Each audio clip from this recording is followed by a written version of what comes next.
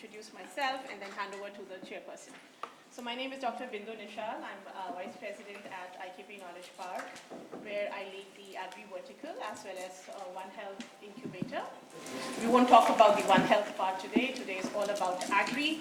We have an amazing, bunch of people, you guys who've come from different parts of India to join us for this meeting today, and I thank you for that. I immediately and quickly hand it over to Dr. Sastry. Okay, I'll also do a quick job then. A very good morning to all of you. A lot of familiar faces because it's a familiar sector, a sector which I have been there associated for the last couple of decades. So most of you do know me. My name is Kalpana, and I'm happy to introduce our co-chairman, Dr. Ranajit Singh. He will say he's been defensive, but agriculture and food is a very, very wide range application. It also includes health. After all, whatever we make in agriculture is for the well-being of all of us. So there's nothing like you're from a different sector. And there are a lot of applications which happen across other sectors which are emerging to be golden opportunities for our sector. So let's not be that much sector agnostic. I mean, let's be sector agnostic and go ahead. This particular one, since we are running short of time, I'll just quickly, we thought in agriculture, you will all understand we have the entire value chain is laden with several layers of stakeholders, and stakeholders of different aspirations, different rising to different a variety of opportunities which come across.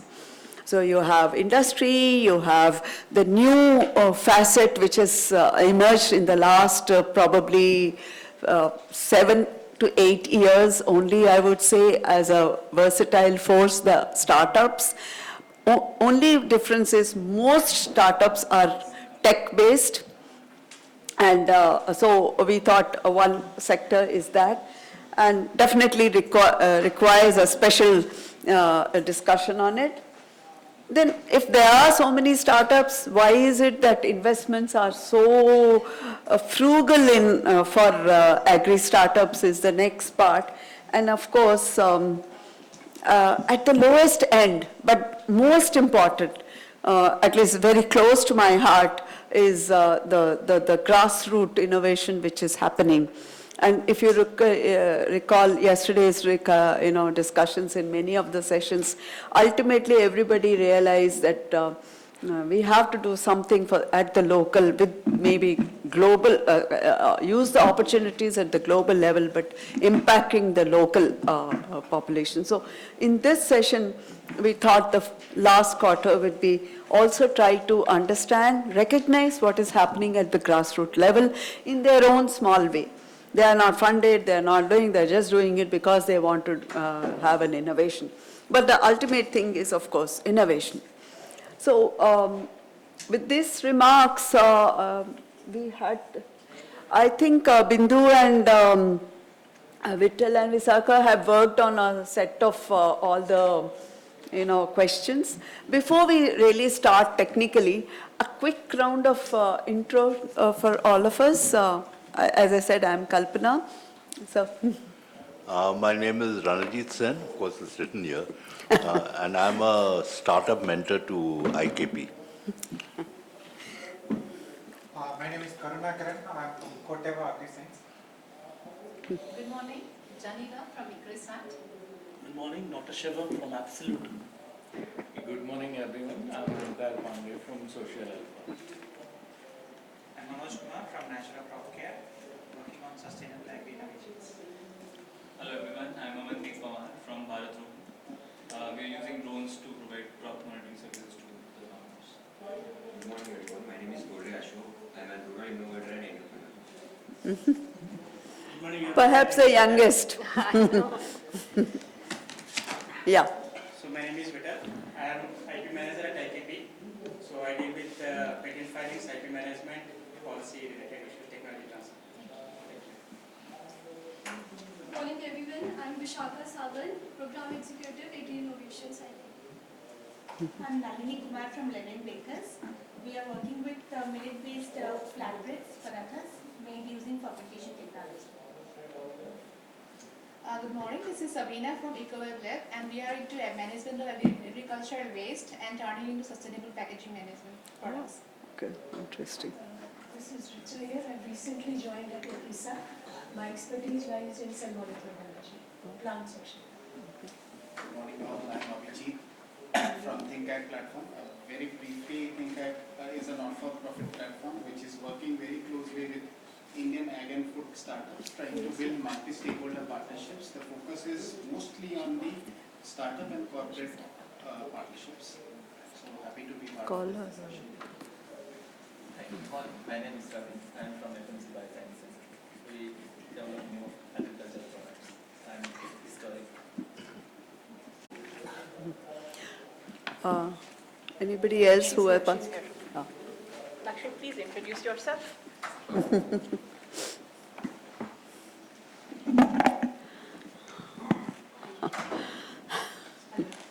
Hi, good morning everybody. This is Dr. Lakshmi Santanam, co-founder and CEO at RenQ Private Limited.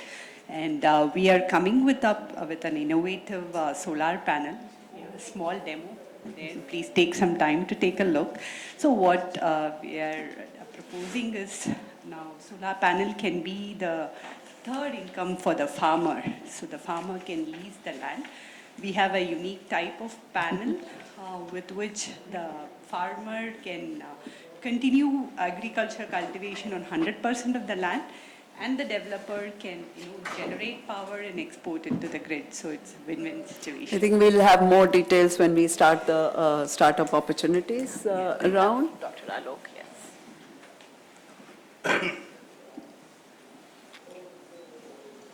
Dr. Alok, could you just a brief intro? That's okay. This is a startup, began its journey last year in April.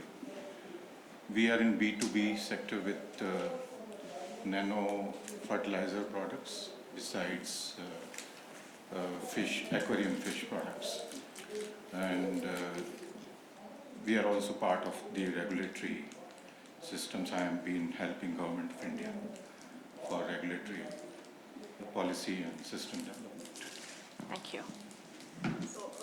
So now that we know each other, at least, you'll all understand my starting was it's a composite mixture of several type of people involved, and historically also the post-independence, after we realized that agriculture has the opportunities, at least the solutions to overcome the threat of food security at that time. One major sector which also concurrently emerged, and in my view, if I look at agriculture in India, there are about 5 decades if you partition, and somewhere down the line, if you say around late 90s actually, just in the last 10 years, 2000, industry itself has become a major R&D center emerging in agri. But the type of research and the focus most of our industry partners look at it, definitely today we have this word of translational research emerging into agriculture. But the focus of industry was to take a specific project, a specific work or a product or a molecule or one thing which can be converted, the research can be converted into a product. So innovation started even 2 decades back, but in this current emphasis on more of innovation, I think industry's role in agriculture becomes very, very pertinent. And it also is a time for us to relook at how the focus is changing, how things are happening, and how the opportunities stemming out of the new entry of the startups coming in, the industry can really take forward. With this brief, we will start our first, quartet of, the first of the quartet which I said, we said industry and innovation partners. We have some questions. See, I think the camera is right in the, I see a change in the numbers, the way that. Yes, there are 6 now, they are fine. No. What we would like to look at industry is what is the innovation model they are really looking at as pertaining to your mandated area, and how would you like to trigger more of innovation, taking more partners, including the academia as well as the, what we call the startups, and also farmers. And I recognize now farmers also as great innovators. Having said that, in this group, we have about 6 people, so we will give about 3 minutes each, or 4 minutes. Yeah, I think we can begin with 3 maybe, Dr. Sastry, and if there is another question. It's with you, your job. So I just thought if you could relate your perception of innovation attempts so that we can capture what industry is doing, and at the end of this we have 2, luckily, women scientists, Dr. Richa and Janila, to tell us how this research group are fostering good partnerships with industry to take it into a PPP model. So let's welcome Dr. Ramanathan. So he's from Rallis, and Rallis is a big player in agri. Yeah, thanks a lot for the opportunity. And for starters, I'll start with a very brief story of what happened in Rallis and what has triggered some of the things that we are beginning to do. See, we used to have a cotton hybrid, which was extremely well adapted for rain-fed conditions and was gaining popularity by leaps and bounds in states like Maharashtra, Telangana, as well as parts of Madhya Pradesh. And 3 years down the line, we are struggling to sell that hybrid. So what happened? Plentiful rainfall in 3 years. And I will reiterate, this is actually a climate resilient hybrid. It is continuing to perform at the same level it is expected to perform under rain-fed conditions. But the expectation of the farmer has changed, because even the rain-fed regions are behaving almost like high management regions for production, especially for cotton. They actually want to cultivate something that is going to give them higher yield than what this was originally delivering. So this has lost its popularity, which is why now we actually believe we will have to move or graduate from climate resilience to climate responsive crops. And so at least in theory, we find 2 different ways in which it can be done. Either using the GM technology or using genome editing kind of technologies, we can embed some of these climate responsive characteristics in crops. Or the other way is to come up with topical applications of, let us say, regulators like RNA molecules, which can, depending on the need, can switch on, switch off physiological attributes in crop plants to ensure the farmer can tune the crop to his or her requirement. This is the number 1 point I wanted to make. The second point, of course, is associated with one of the representatives present here.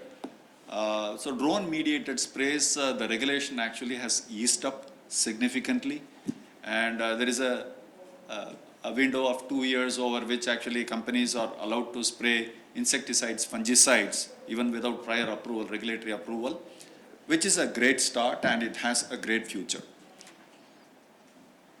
Just building on that, using drones and other adjacent technologies, if we can build systems through which precise phenotyping can be done for varietal development, R&D part of the story, it will go a long way. Actually, we have tried associating with multiple startups, and all the companies did well up to a certain point, but no one was.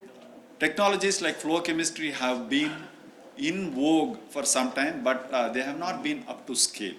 And why do I emphasize that? Because there is a greater need to do manufacturing also in a very sustainable manner and have a greener footprint. So this is one key need.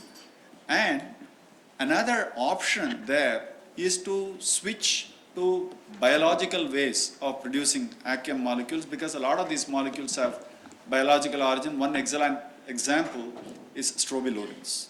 And in fact, some of the companies are already making L-glufosinate using enzymatic processes. So those are the 3 points I wanted to highlight. Thanks for the opportunity. I'm sorry if I exceeded that. No, it's okay. But it was something new. It's good that a traditional industrial partner like Rallis is started thinking smartly and going for smart solutions. And I foresee some, catalysis coming up from the startup, because that's what I'm going to reiterate and keep on harping on this, that it's time we recognize some of the newer solutions which are emerging in a small way across the startups, but the industry should take it up to a better level. The challenge for most startups is they're not, I'll be very forthright, most agri startups are finding it difficult to scale up. And if they don't scale up, I don't think any investor is going to be interested further. So we have to break this somewhere, and let us look at this session to make a collaborative platform towards that. With this, Shekhara Reddy. Good morning again. So my name is Ravi, and I will be talking I'm coming from FMC, is an agricultural science company. And then I'm mostly focused in R&D, so my thoughts will be from that direction. So first of all, the major issue I feel is having the diversity within our group, in the sense that we don't have much women scientists coming up, because science as such, organics, chemistry is not in fashion anymore. I don't see many women students joining into their PhD level courses and all those things. So when we had an opportunity to hire people, we are not getting enough qualified candidates from women category. So that's one thing I just really wanted to see how not necessarily the startups, but from the industry, academia has to have collaborations in a such way that we can give some grants, especially for the women students, so that we can improve their role in terms of participating in the new molecule development. Sorry to interrupt you, sir. Sure. Right now, after the 30%, the highest number of people in the universities are women students only. No, in organic chemistry, because that's where I'm coming from. I don't even see in chemistry, so you have chemistry as such. Yeah, okay. That's great. If that is happening, I hope to see more and more people applying and getting jobs in our companies. So in terms of actually developing a new molecule, so far what we used to call it's a spray and pray. So we make molecules, we just spray on plants and see hope that works. That used to be the most successful model so far. But going forward, that's not going to be sustainable anymore. We need to find a target. So target-based innovation is going to be very critical for us. In order to get a target-based innovation to be success, we need to find a excellent avenues to identify the proteins and identification of the active sites where this particular molecule is going to bind, whether that's going to be any impactful for insecticides or fungicides or herbicides. So getting the protein structure identification is going to be very critical. It's not as advanced as in pharma. Pharma has much more advancements in that direction, where we can identify the active sites and then design the molecules. But since agriculture is a little different, in the sense that we don't need to worry about what will plant think about it, because I just go and spray on it, and then if it works, that's fine. Otherwise, it's going to take, I'll go back and design a new molecule. So that's one of the major changes that I would like to see. And if anybody can have a new technology where we can isolate the proteins and active sites and then submit that information, then we will be able to design a molecule. And the final piece is, even if I develop a new molecule, we need to make sure that resistance is not going to be a major challenge, because the good agronomical practices requires that you use that particular new molecule in a responsible manner.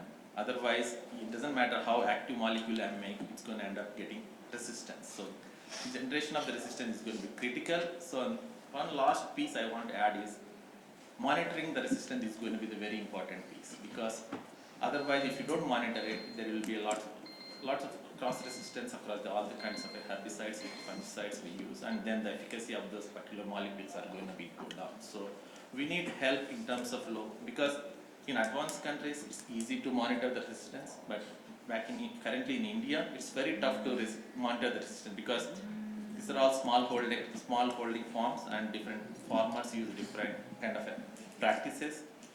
So we just started to see how to generate that kind of a data, so that we can monitor where our compounds are being used and how effectively they are being working, and if there is any change in terms of their performance, we will be able to monitor it and provide sustainable solutions.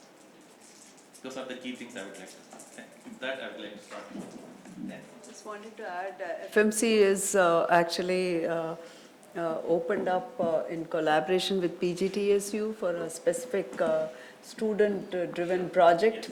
Very handsome amount of grant for students.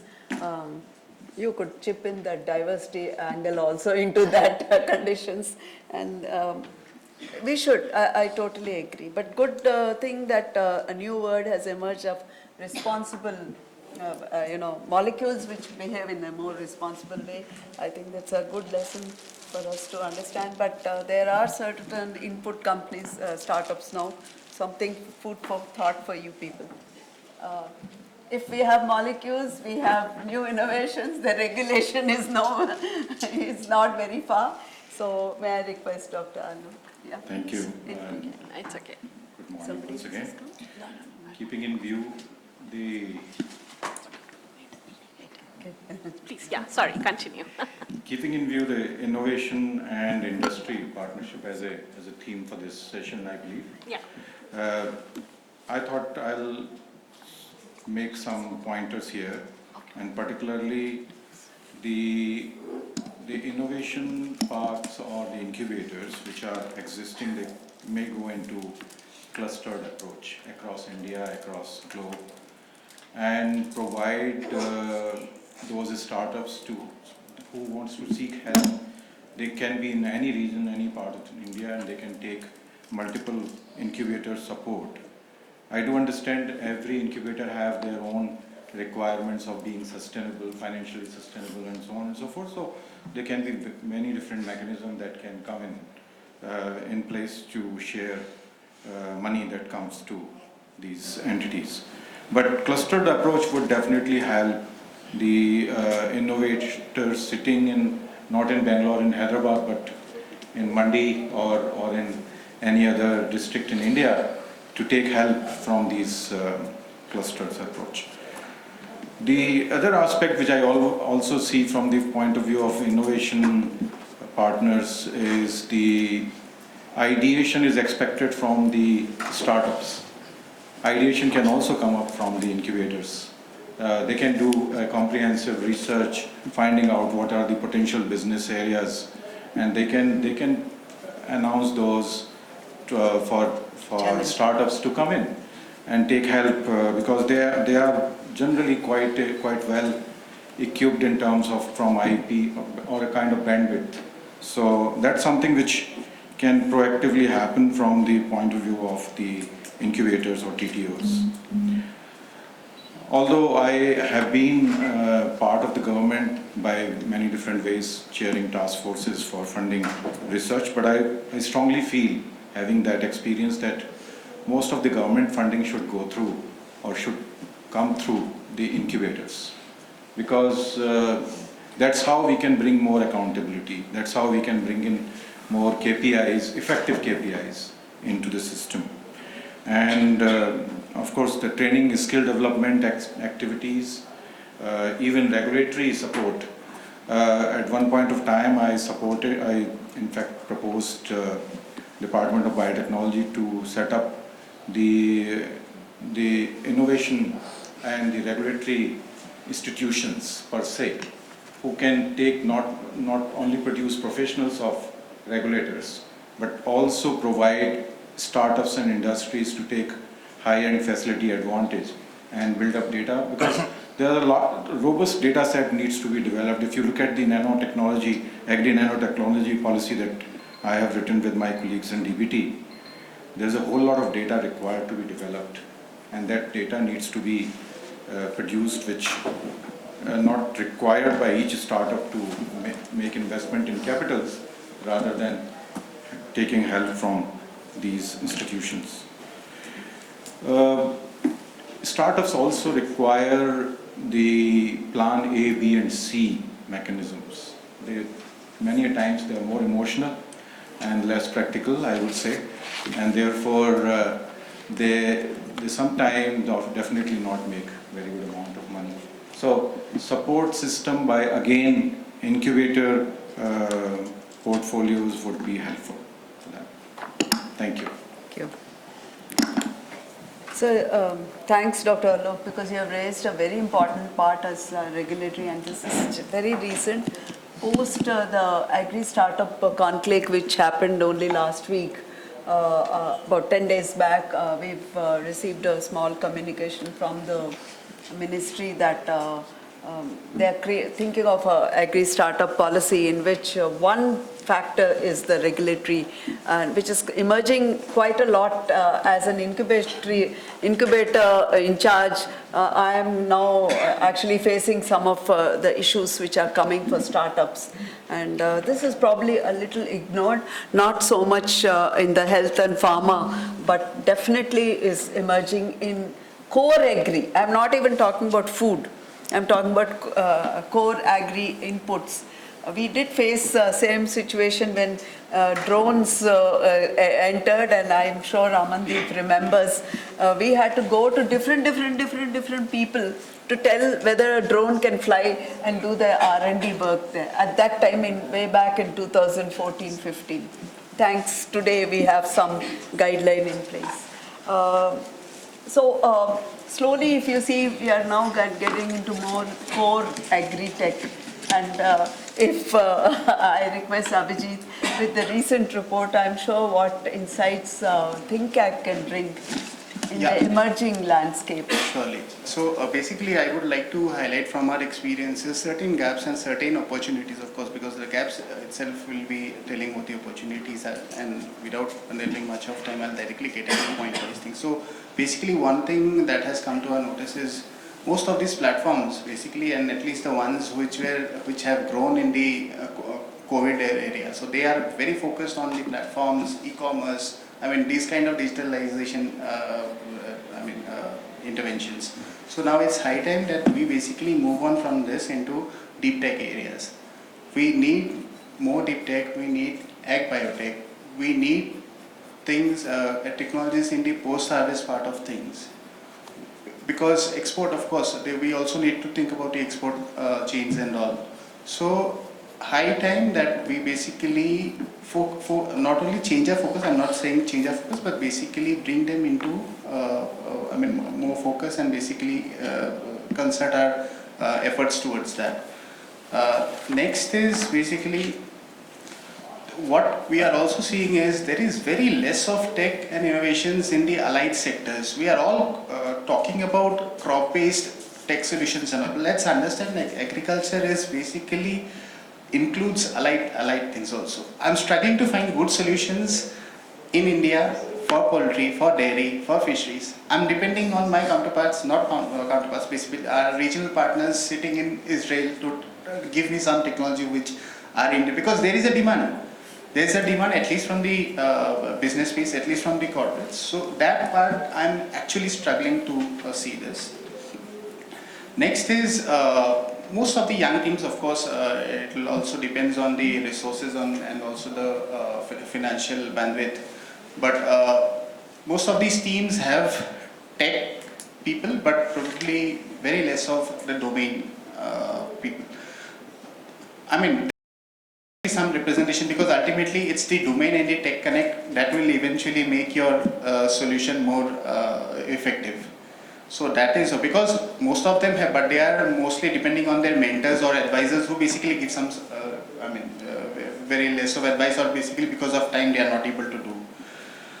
Next is, of course, one thing that is sufficient, that is lagging mostly is the validation thing. Lot of claims that my tech can give this, that, but when it comes to basically showing the proof and all, I'm at least not getting. So thanks to AgHub for at least starting this kind of efforts. We need more such initiatives, more such incubators to also come to and validate things, because until and unless these things are readily available to showcase, okay, what he is claiming is basically proved in field conditions, nobody is willing to take up this kind of solutions.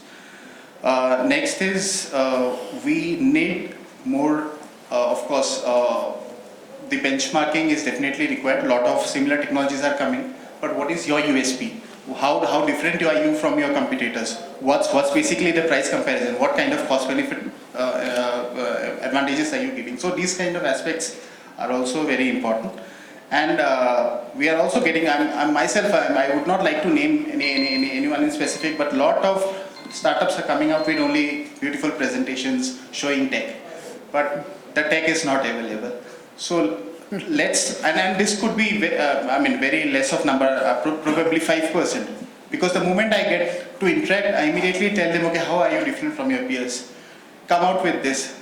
So then I understand, okay, probably a lot of things are only captured in presentations only to basically please people and also basically get the first year. So these kind of things, I think, are gaps, are challenges, but definitely opportunity lies. We are slowly trying to build multi-stakeholder partnerships and hope to see much more things coming out. Thank you. Thanks. You have raised quite a lot of questions which I normally ask my pitching people, With this, I just move on to Dr. Karunakaran, because he also represents a very important industry, but particularly in the genotyping area. Yeah. So I lead the genotyping genomics area for APEC region, plus China, Africa. Three things I wrote it down. How this DNA genotyping genomics can be used in farmer side, right? In disease prediction, or some other things like pest disease prediction sort of thing. How the DNA can be helpful.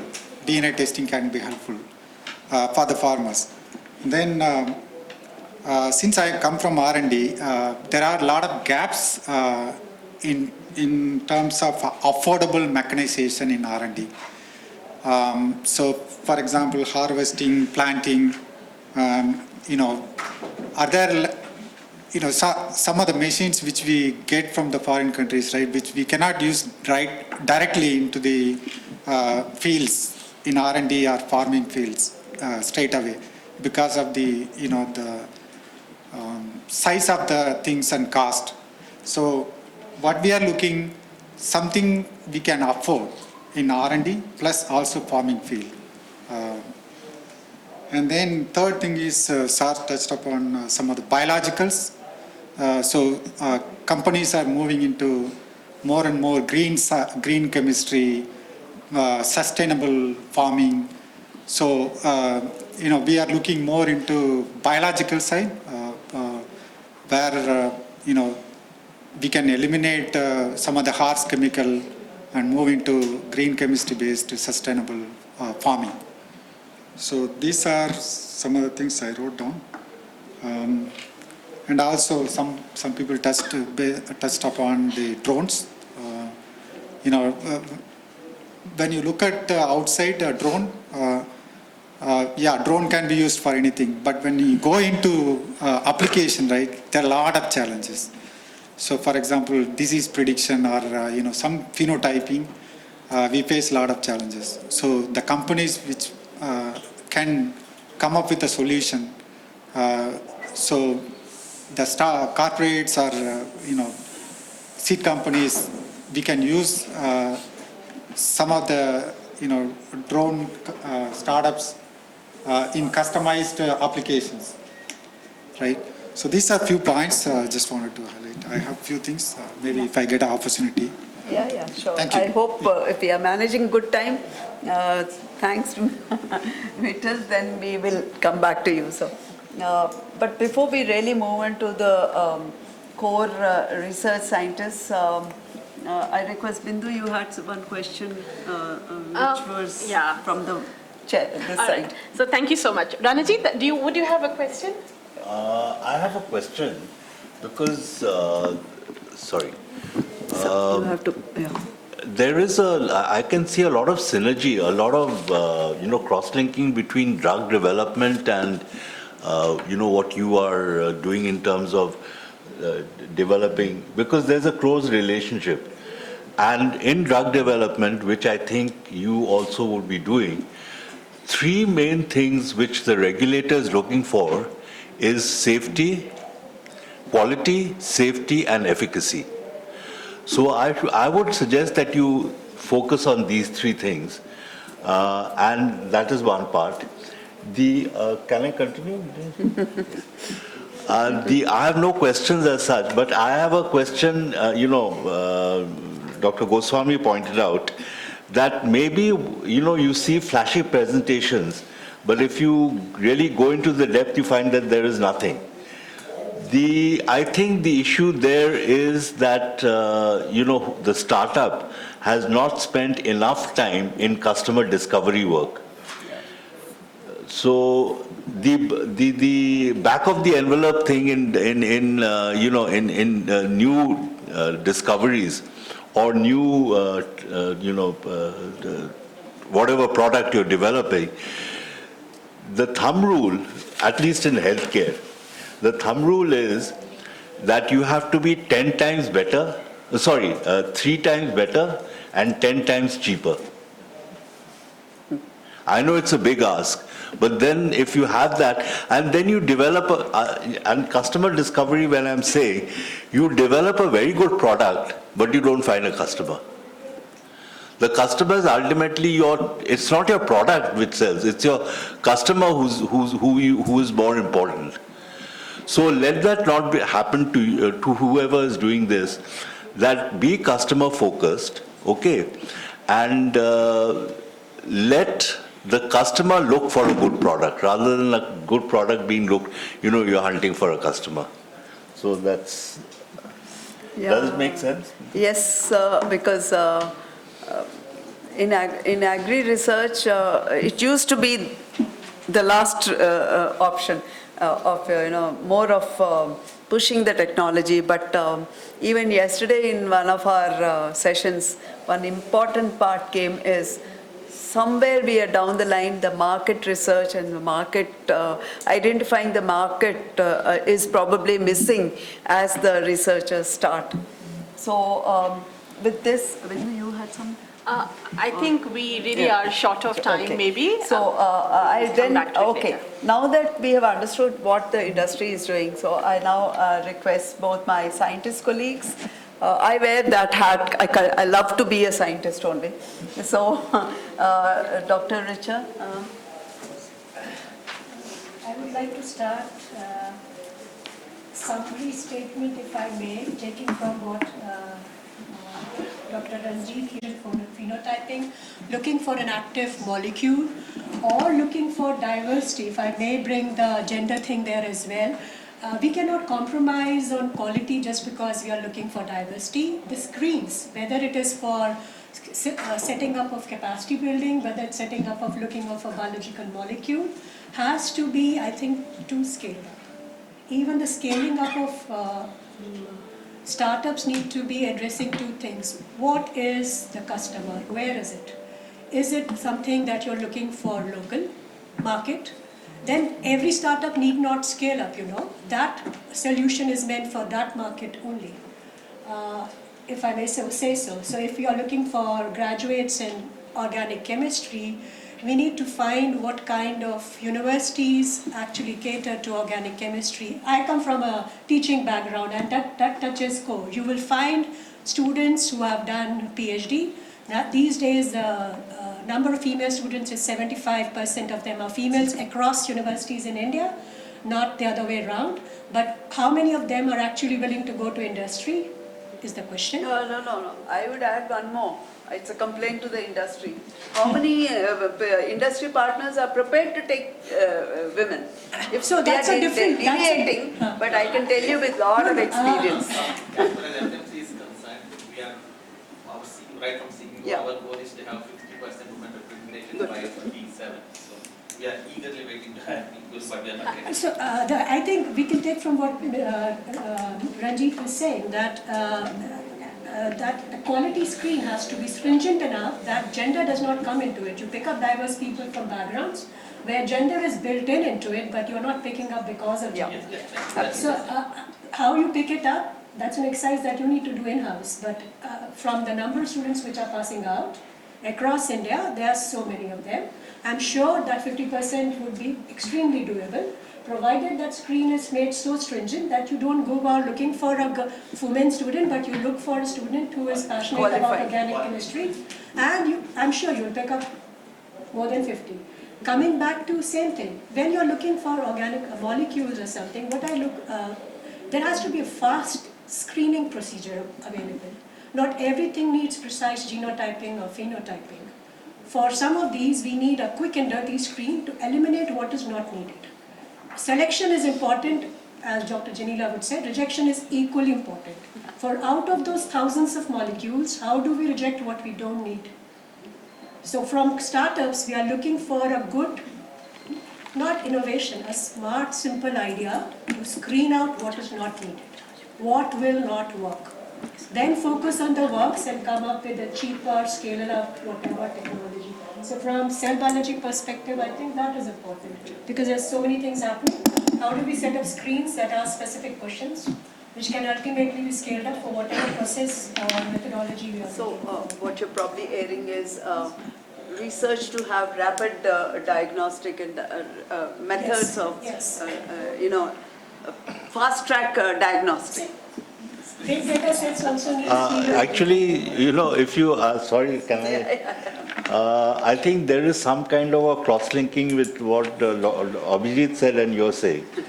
In the sense that, these people, they make their presentations. And you also said that domain-specific, this thing is... So there is a synergy between you and, Abhijit. So maybe you should be able to come together at some place, meet at some point, and see why this is happening or what should be avoided.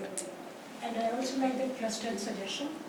So in the clusters, it can be decided how big the cluster is going to be, what are the smaller partners going to work at what scale. So yeah, that's the summary for this. Thanks, Dr. Tyagi. And I mean, two important food for thought also has come. Definitely the voice for rapid, because agri-research is time-consuming, definitely. And solutions are needed more at a much faster response. Investors are looking for that also. And so with this, can I also now request Dr. Janila, your experience in the PPP mode and the way your entire project is... And dirty screens. She always talks about it, and I always talk about, as a breeder, I always talk about rejections. So that will help in my selections at the final. We have 15 crop breeding programs, the institute where I come from, Agriscience, spread across Asia and Africa, and we work on 3 millets and 3 legumes.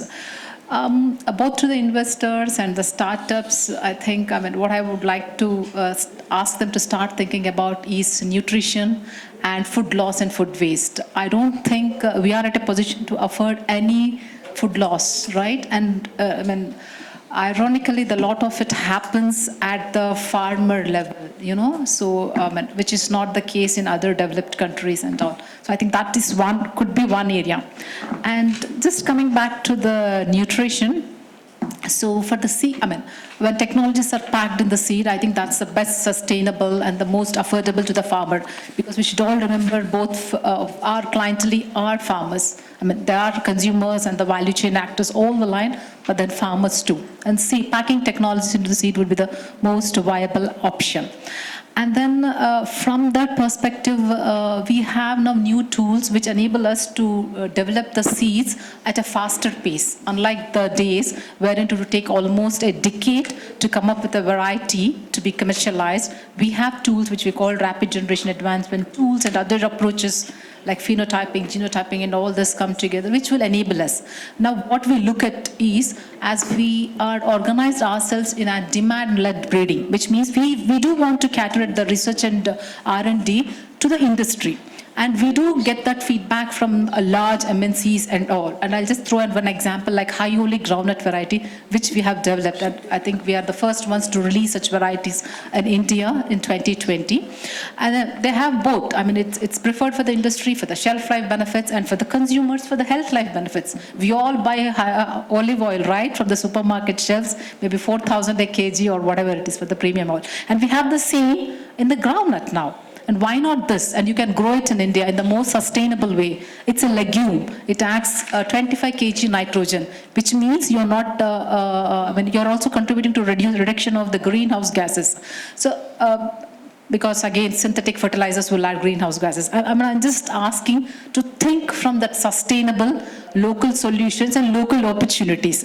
I don't think there are many seed businesses over here or the startups, but then I would also, ask them to think from a sustainable perspective and how they can bring in and support the legume systems in this country.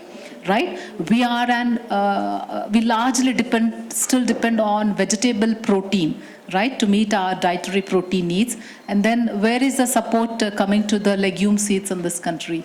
There are players, all the seed players, limited to the hybrids, right, of whatever crop it is, other than legume. So I'll stop there.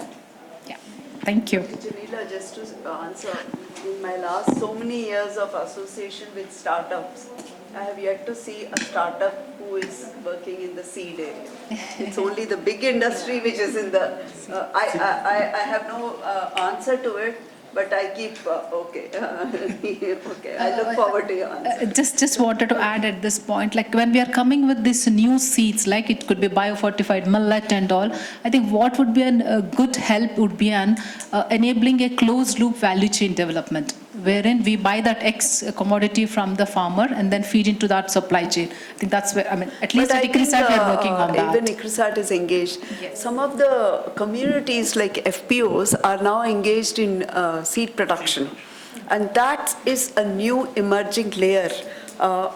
I would still call them startups. Communities trained by researchers in breeder seed production and becoming part of the seed production value chain and serving to the industry. And that's a beautiful mechanism which is already emerging. I think even ICRISAT is engaged in one of in Palam, there's a beautiful model coming out.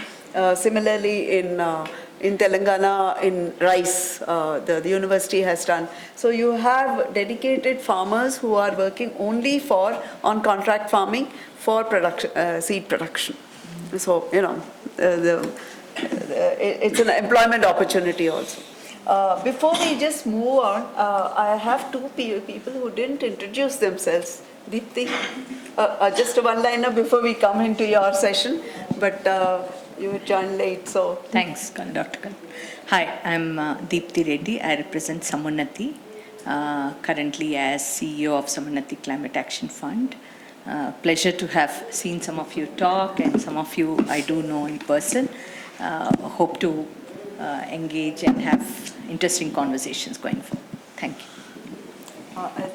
Ganesh, we also missed you in the beginning. Sorry for that. Good afternoon, everyone. My name is Ganesh Perry. I'm one of the co-founder of S4S Technology. We are into food processing. Yeah, since anyway you are holding the microphone, and we are now getting into the startup teams. After listening to the R&D, the industry aspiration. So Ganesh, could you start talking about your startup and what is the problem you are looking at, and how do you think you can link with all the type of players in this room? Thank you, ma'am.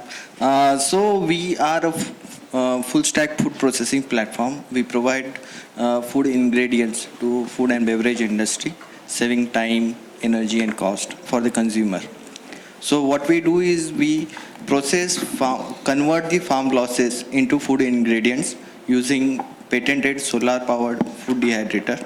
We work with smallholder women farmers at farm gate, convert the farm produce into food ingredients, and we provide an end-to-end ecosystem to smallholder farmers to bring to make them food processors. So we provide them with the right kind of like technology. We provide them access to finance, training, capacity building, and market linkage. Oh, you have a platform. It's an app. No, we have developed a food processing machinery, which is given at farm gate. Okay. For what are the crops? So we process onion, ginger, garlic, carrot, like all vegetables, fruits, grains, pulses, and we are also trying with like milk and like other commodities. So basically you're into processed value addition of the value addition at farm gate. You're based in which part? We are based out of Aurangabad in Maharashtra. So this is what we do. So we initially, like as we have seen, like we started 8 years back, where the agri-tech ecosystem was at a nascent stage, and a lot of startups were there who were like catering to the individual farmer needs, such as market linkage, access to finance, credit, insurance, data. Like those were like service kind of like platforms. So we took a different approach. We developed a product which can be used at farm gate, so that value addition will happen at farm gate, and a lot of that value will be given to the farmers, so that the margins of the farmers will increase definitely, but at the same time as a business we will also get a lot of margin out of that. So that kind of approach we do, and I think there is a lot of opportunity for other startups to come into this kind of like platform. So there are a lot of startups which are there in other kind of like platforms, but which are service driven, but there are very less startups in like product driven kind of like approach. And similar opportunities also there in farm input, as you rightly said, for like seeds, fertilizers, farm mechanization is very important, because the cost of like agri inputs is increasing. The cost of like farming is increasing day by day, and we need an effective solution for that. And I think the startups have a lot to do in that. So these kind of like opportunities are there. So another thing that we did was we started as a food processing platform, but we realized that to get quality raw material, we have to like procure at farm level as well. So we started our village level procurement platform as well, so to suffice our own needs, but we realized that farmers also need to sell their produce as well, and there are a lot of malpractices are being followed. So we started procuring other commodities which we were not processing at that time, but now we have started processing them as well. So we started procuring, processing, and then we find out like appropriate market for this kind of like commodities as well, because these are specialized ingredients. You need to make aware the customers how to use it. So we started working on market linkages, and when we are working with the farmers, finance is a big challenge. Like if we provide them machinery, they don't have enough money. So we started financing through various mechanisms. Like we worked with other startups who were in the fintech industry, and then we slowly got access to like SBI funds and Maharashtra Gramin Bank. So that's how we started providing finance, and that's how we become a full stack food processing platform. I think a lot of startups have also done that way. Like they started with like maybe agri inputs, but started procuring vegetables as well.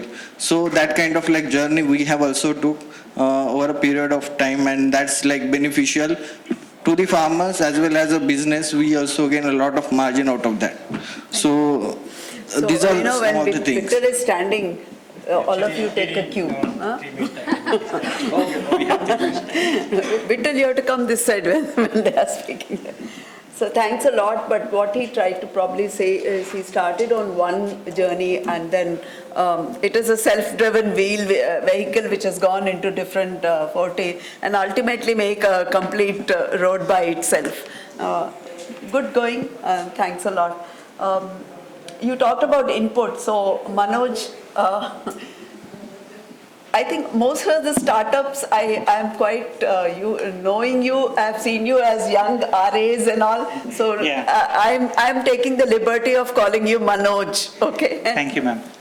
I'm basically a product of university, and mainly I have been funded by DBT for my studies and even for my research, and even today for the patents that we have developed, it is all because of the public funding only. And we are 4 people who are working as research associates at Institute of Horticulture Research, who are working on different portfolios. We have come together and formed a company, mainly working on semiochemicals and also on the microbial derivatives for plant protection, plant nutrition. And at the same time, we are also in the nascent stage of developing a product for microbial herbicide.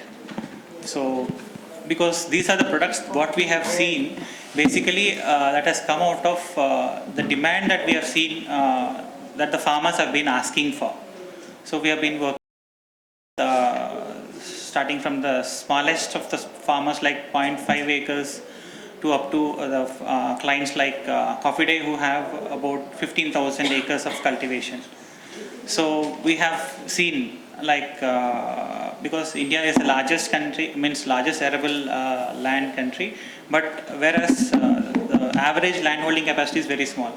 So we found it initially like whatever the innovations that we have developed, like initially we have come out like these innovations will be helping the farmers, but later we have customized them according to the farmers' need, the demand that has been driven from the industry. But and later we have understood that just working alone as a startup is not sufficient. So we started working with other startups, like consortia we have formed, so that we have to break the geographical barriers, because otherwise that is the major hurdle for any startup. And that too in an agri-based startup, like where geography is, because it is restricted to the geography, and geography to geography the climatic variations are there and we can't work so easily. So for which actually we have been looking for industry partners.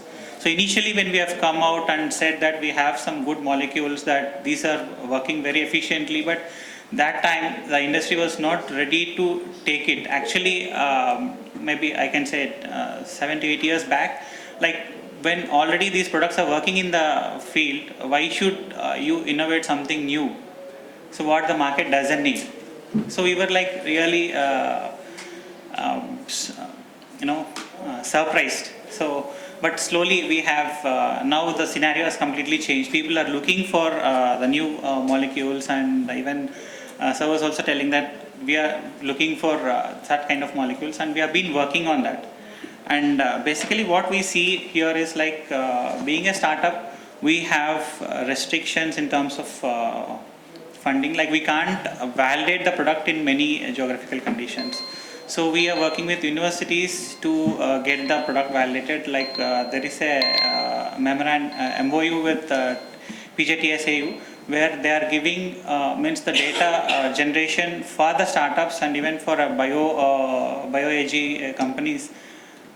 It is being given at a very low cost, but actually that is not sufficient, because the industrial collaboration is more important to get it validated in different regions.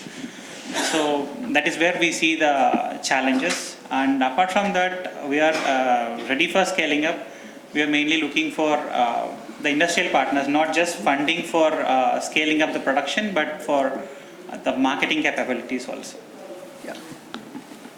So unlike health sectors, in case of most products in agriculture, the agroclimatic zones and the geographies, there's another layer which comes in the validation and in the processing for certification. So that's why it adds costs also when they are, with the new product. On a lighter note, it is something like pharmacokinetics. When you take a drug, what does the body do to the drug? So I can see a kind of a parallel here. And then pharmacodynamics, which is what the drug does to the body. Okay, so. Yeah, the similar question was asked to me by an industry expert. Like, have you ever tested your product in a 100-acre geography of the same crop? And it's highly impossible to do it in India. But they said, like, we being a corporate company, we have managed to do that. So, which is very difficult for a startup. Good, you've aired it. Let's see how the industry takes it. Yeah. So PGTs you already do it, right? No, they do the small trials. Yeah. Why don't some such type of university across India can support startup to do validate this? But actually, that's not accepted by the industry. The quantum of data which comes from these trials will not be for when they go for CIB. Of course, I don't think you are gone for CIB. Yeah, we have gone for. Yeah, so now we are doing it. It's not. That's the. So Amandeep, I think drones is a big fashion word, but you must reflect when you started way back in 2014. 16. 16, okay. I have seen Amandeep walk into our office as a young student of aeronautical engineer, and today I am seeing him after many years as one of the leading drone startups. Not a startup, company. Yeah, thank you, ma'am. So, yeah, although drones have become such a fashionable word now, but we started Bharat Rohan, just after completing our aeronautical engineering. And we started as a drone as a service company where we provided different services to agri-businesses like to seed companies, to agri-input companies, or to say farmer producer companies to fly drones for them, collect the data, and then provide reports. So we have worked with seed companies particularly for their phenotyping experiments, with agri-input companies for their biostatistical studies, and to help them validate. For example, if there is a hybrid, it goes through a seven-year trial. So to help them understand what is happening in each accession that they have planned, and also for biostatistical studies where we provided data about how the molecule is performing on different conditions. So, but eventually, like at that stage when we were working with 4 or 5 companies. All of them were paying small amount of money for these kind of pilots. It became very difficult for us to scale because there is only a limited number of companies in India who are looking for who are doing actually such kind of experiments. And it so happened that even one of the seed companies just outrightly told us that we are doing this because it is one of our KRAs. It's not that we'll keep on doing this for every year. So it made it very difficult for us to actually scale. So then we turned to the farmers. We started the company any which way for the farmers, but to get some revenues coming in, we provided service to these companies. But again, we shifted to farmers. But with farmers, again, the problem was that they were not paying money, for the service. So we had to evolve another business model. So now we have become a vertically integrated company where we work with the farmers to offer them our drone-based analytics, then provide them with the agri inputs based on our diagnosis. We sell that agri input and earn some margin, and we also procure their farm produce and supply that produce to the food companies. Now, what is special about this produce is that as a drone tech company, we know what crop requires at different intervals. So we suggest them what actually should be used, and that in that manner we basically control the amount of say pesticide or say chemical implements that are going through to the crop. So this makes the crop free from residues. So we try to achieve the standards of maximum residue levels, which is preferred by the buyers. So for example, there is a spice manufacturer who's looking for the product absent, having very less amount of ppm of thiamethoxam. So we try to ensure that and supply that commodity to them. So that's how we are integrating drone tech with the food safety and trying to supply to different food manufacturers. So Yeah, and so as I discussed, we are still open for working with different seed companies, agri-input companies, but those things should not remain at a pilot scale now, because things have matured significantly. We have good results to demonstrate. So we feel that if we can go to a commercial level now, it would be much more beneficial. Can I ask a question? Yeah. Where do you procure your drones from? What kind of data does it not take? Secondly, how amenable are these drones for hill topology? For? Hill topology. Sorry, ma'am. Hill topology. Hill topology, okay. Yes. So we purchase the components from different sources. Mostly it is from China, and we do not manufacture them. And I think none of the companies in India actually do. So we assemble them together, attach it with the payloads, and then fly ourselves. So we own the drone and we assemble them ourselves. Second question was what can't it do? What is something that they can't do? So we are mostly working on crop diagnosis side, not only on the pesticide, like on the spray side. So we are mostly working on diagnosis of pest attacks, disease outbreak, and nutrient deficiencies for the foliage. So whatever biomarkers we can identify using the foliage of the plant is something that we can work upon depending on different kind of crops. And third one is, yes, definitely it is it can be used for hill topology, because we have sensors which are mounted, but I think the which policy, geo-rectifies. for hill, there are some statutory requirements now in the drone policy in the recent edition. Right. Yes. So earlier it was completely banned, but now the government has. Apart from statutory regulations, there is the problem that drone half of the time hits something and In the hill. Yeah. So there is a requirement of we have there is a sensor that we basically are now attached to it. So earlier it was based on GPS. Now it is so it's in simple terms, drone itself is looking at where it is flying. So now it can navigate. That was a past thing. Yeah. So thanks. Anything else, Aman? No, ma'am. Thanks. Thank you. So, basically Aman's journey has been starting with that drone camera and all that, but they have slowly, horizontally, equipped themselves to be a company which can survive in this.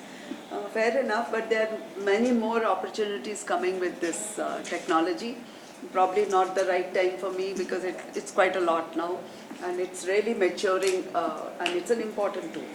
So diversity, now we have 3 startups, all led by founders who are women. So Lakshmi. Pilot, and what we are proposing is underneath these solar panels are something unique, where it can be a win-win situation for the farmer and the developer. And we have been, so we actually started this journey with the panel in the residential and the commercial rooftops, and we have been measuring the performance of these panels, and then we hit this idea like, anyway we are giving these gaps between the cells, and there is light, and we do not want to redirect excess light because it might heat up the solar cells. The solar cells shouldn't be heated beyond 85 degrees. So then we thought, so okay, anyway the light gets wasted and it goes down, and why not now? And then we were reading about all these various use cases of solar in agri on various fronts, and so we hit upon this Agri PV and thought we could do something, and we collaborated with ma'am, we reached out to her, and so that's where our, so technically we are a clean tech company with a use case that we would like to experiment. So Agri PV is something that is very, it's a niche area, and it's in a very infancy state in India. Primarily because current Indian laws do not allow the farmers to use their land for solar energy generation.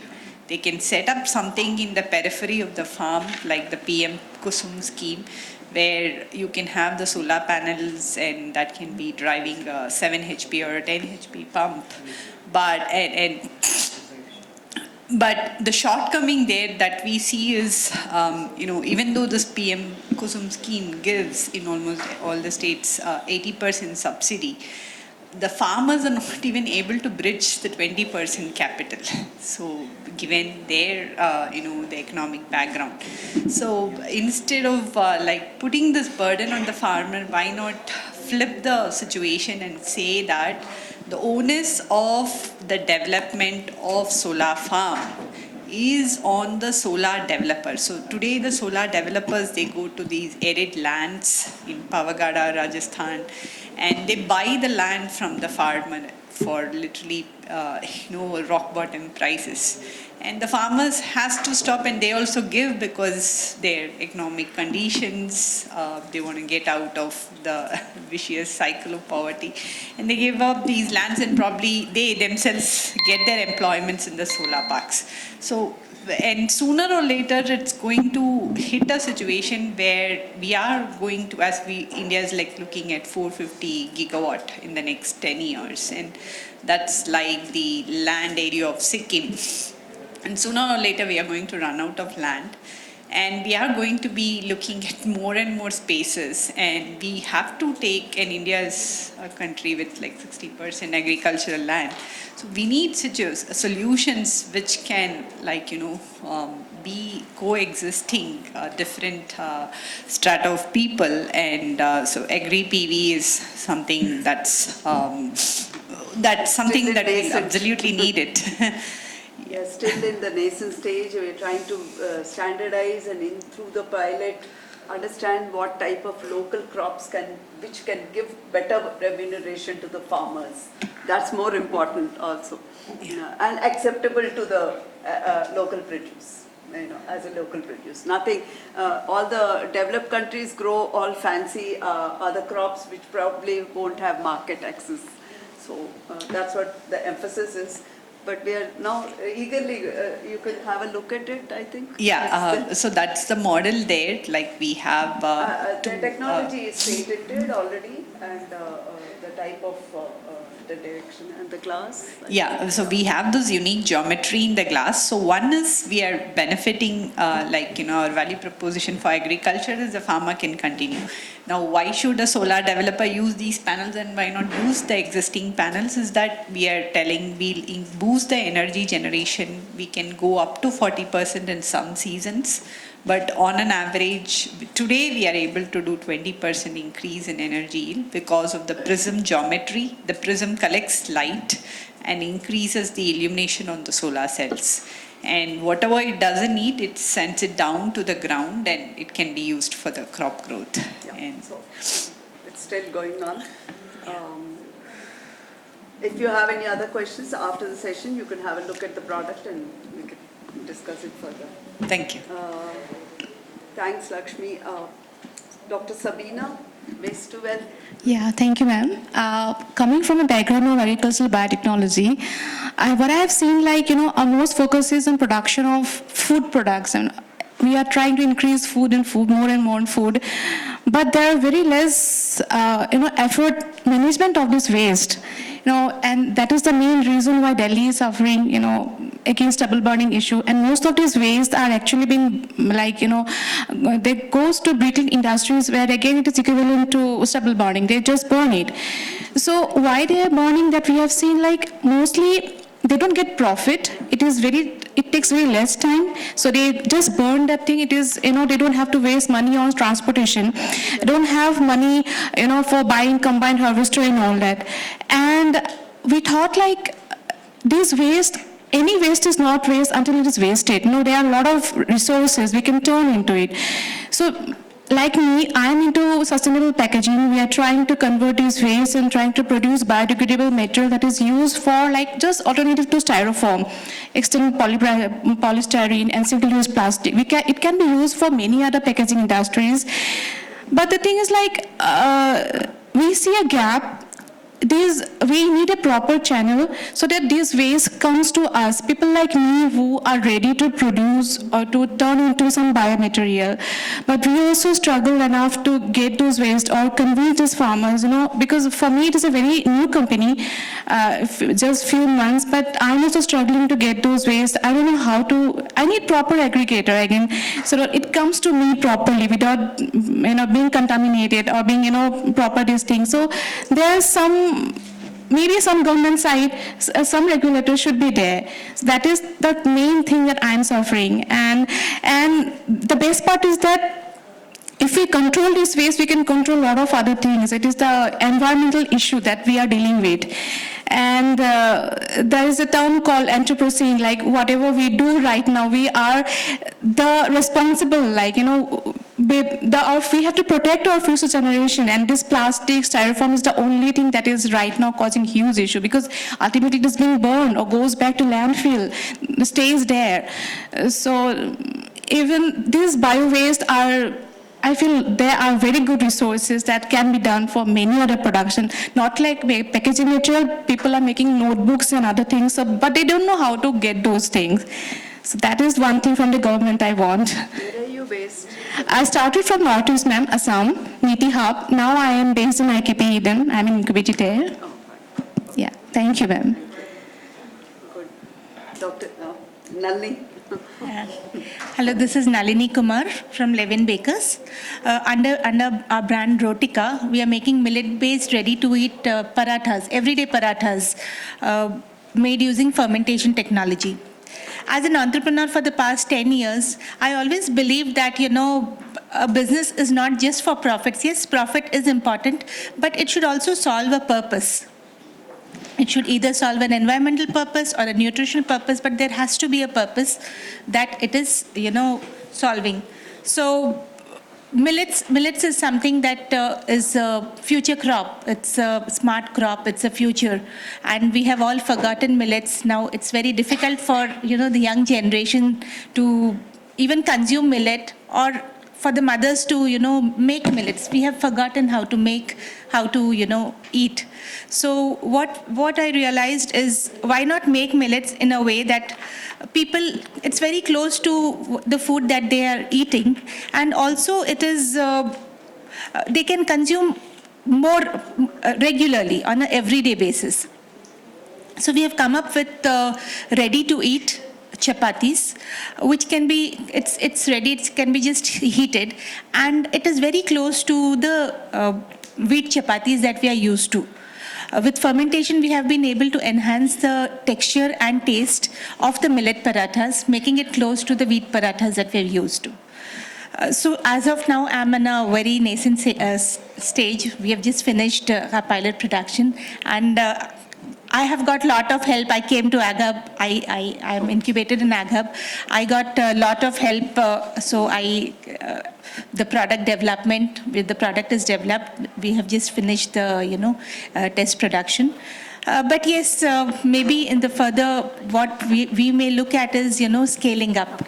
In a university level, we do the product development, but our product is very sensitive to time and temperature. So as the quantities increase, the properties change, the final product change. So maybe scaling up is something that if industry can, partner or look at. The other thing is, it's like we are currently at a much smaller stage. Scaling up means it's a, and when we go to the market, when we go to the big players, they say that, oh, your production capacity is very small. So it's again the chicken and egg situation, where we should first increase the production capacity, or we should first, get the market. So linking these two, maybe if we could, get some help from the industry, where we can go slow. We can't do it from 500 to 10,000. We can't do it in that level. So if we can get some support from the industry, again, in helping us scale slowly, we can reach the market much faster. Said and done, government next year being the International Year for Millets, there is quite a lot of push from the government point of view in coming up with different solutions for millet, using millets. Just 2 minutes. But I think there should also be some push from the school level, where children read about millets, go back home and say that, Mom, we want to eat millets. And that's when, the consumption of millets will increase, because only doing the production and not seeing a market will not help. Good. Yeah, sure. Thank you. Quick question. Maybe I comment. So the passion of environment and nutrition from all the 3 women startups to begin with. And then, again, I'll ask you a question kind of a thing. Yeah.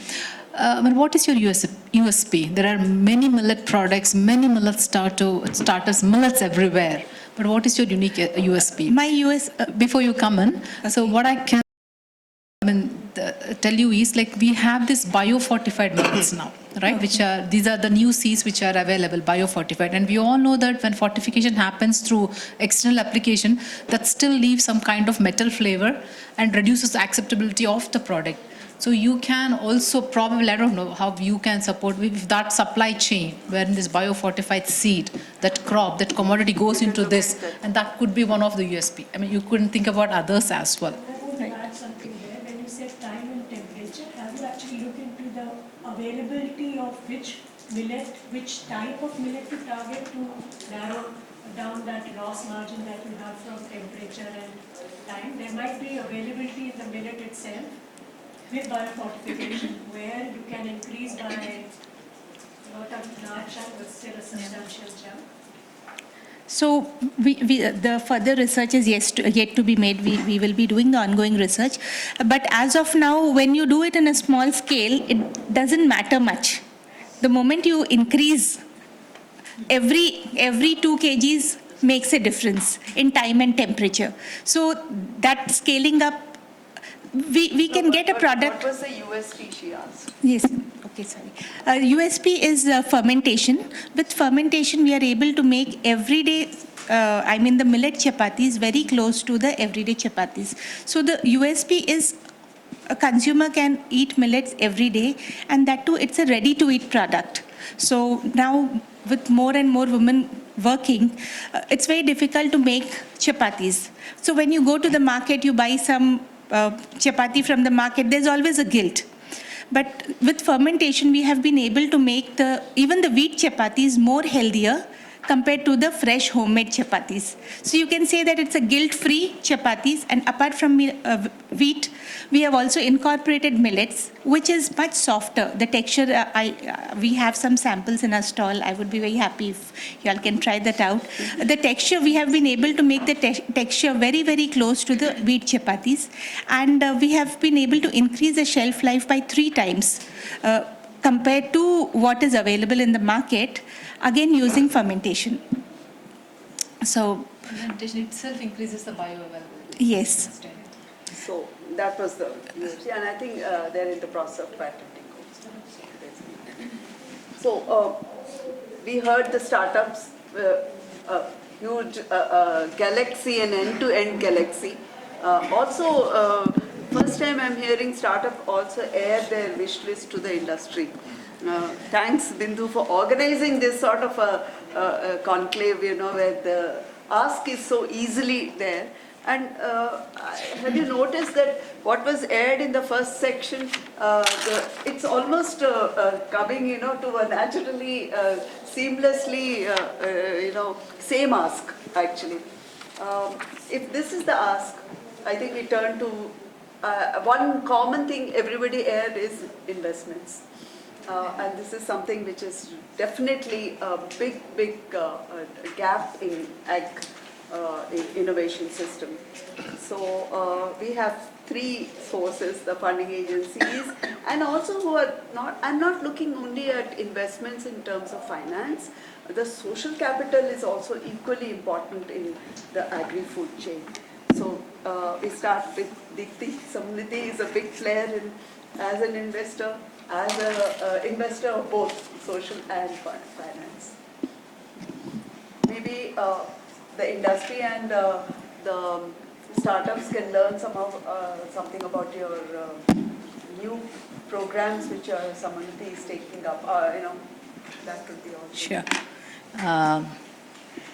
Little bit background about us, Samanati.